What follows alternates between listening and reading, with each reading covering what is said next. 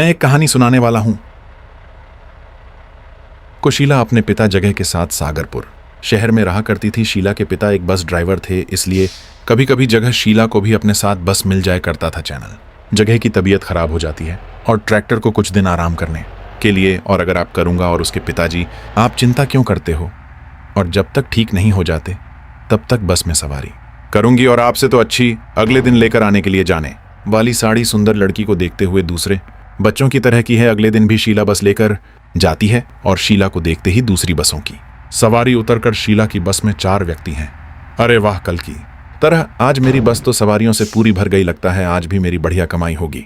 Job से ये लड़की यहाँ आई है तब से मेरा पूरा, पहले तो मेरी आरजू थी चाहिए सुंदर लड़की, तब मेरी बस की सवारी उतरकर जा सकती है। लगता है इस लड़की का कुछ करना पड़ेगा। तभी से मोबाइल फोन पर किसी से बात करता है। कुछ देर में मदन लाल के पास फोन कर दो को वॉइस मेल तुम्हें फोन किया था।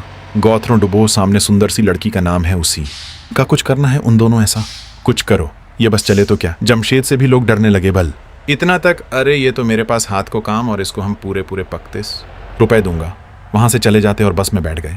बस पूरी भर जाती है और लेकर चले कुछ दूर कर दो तो हरिया शीला की जवानी और फाल्के अवार्ड तो 9999 के पास जाकर खड़ा हो जाता और उसे और द्वारा वीरवार को चीजों का इतना चुपचाप बस को भगवान जा रही हो। अरे तुम दोनों चुपचाप अपनी सीट पर जाकर बैठ, कब से फालतू की बकवास के जा रहे हो। अरे भाई, तहत बेचारी लड़की को परेशान कर रहे हो और गांव प्रशंसा बसरूप के पास जाकर फिर से पकड़ लेता है और फिर फालतू चुपचाप रिफ्यूजी अपने बस चली जाती है। क्वेश्चन लगती है। ये तभी जगह बबलू फिर से शीला को परेशान करने लगते हैं। शीला को बहुत गुस्सा आता है और ओर से बस को चलाने लगती है, जिसकी वजह से बस एक पेड़ से टकरा जाती है और शीला की उसी समय मौत हो जाती है। बस में बैठे और कई लोगों को भी चोटें देख डॉक्टर से निकलते और शाम को मदन लाल के पास जाते हैं। और इससे पूर्व वे हुआ, मेरा काम पूरा हुआ कि नहीं हुआ, लड़की उसकी मौत हो गई, यह सारी बातें। अच्छा मदन लाल, तो मैं छोड़ूंगी नहीं है कि हाँ दे दूंगा। तुम्हारी वजह से मैं इतने पैसे अपनी जेब में डालकर घूम रहा हूँ। जॉब भी निकाल कर दे दूं कि कल सुबह आना और पैसे लेना। ठीक है। फिर भी सभी वहां से चले जाते हैं। अगले दिन सुबह सुबह जब बबलू बस स्टैंड जाते हैं और वहां मदन लाल से अपने पैसे मांगते हैं, मर लूं और फैसला हो कि यह उम्र 88 से लाया, पर अभी बस में सवार लूं। करो तुम दोनों भी।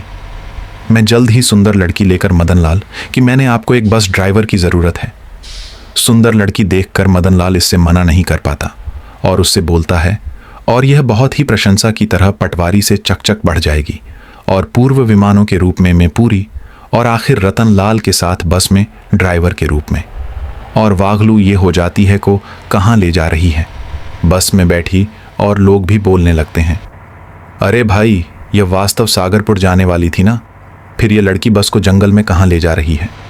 पिछली प्रैंक रूप में आ जाती है और कुर्सी से उठने लगी है। चुड़ैल को देखकर सभी के होश उड़ जाते हैं और बस में बैठे सभी लोग थर थर कांपने लगते।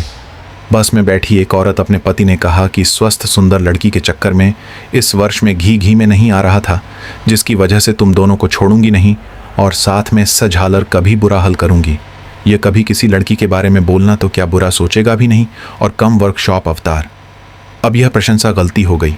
अब नहीं करूंगा कि इन दोनों की मौत हो गई थी और को बस से बाहर फेंक पेड़ से टकरा जाता है, जिसकी वजह से उसकी मौत हो जाती है। ये सब मदन लाल से भागने की कोशिश करता है, पर चुड़ैल उसे भी पकड़ लेती है। ये सब देखकर बस में बैठे सभी लोग बहुत डर जाते हैं। मैं तुम सब लोगों को कुछ नहीं करूंगी, मुझे तो बस इन दिनों से अपनी मौत का बदला लेना है। फिर शीला बस में बैठे सभी लोगों को बस से उतार देती है और चुड़ैल मदन लाल को पकड़कर बस में ड्राइवर की सीट पर बैठा देती है। फिर अपनी चुड़ैल की शक्ति से बस को इतनी तेज चलाती है कि बस एक पेड़ से टकरा जाती है और मदन लाल की उसी समय मौत हो जाती है। उन तीनों की मौत से शीला को मुक्ति मिल जाती है और वहां से गायब हो जाती है। संगीत।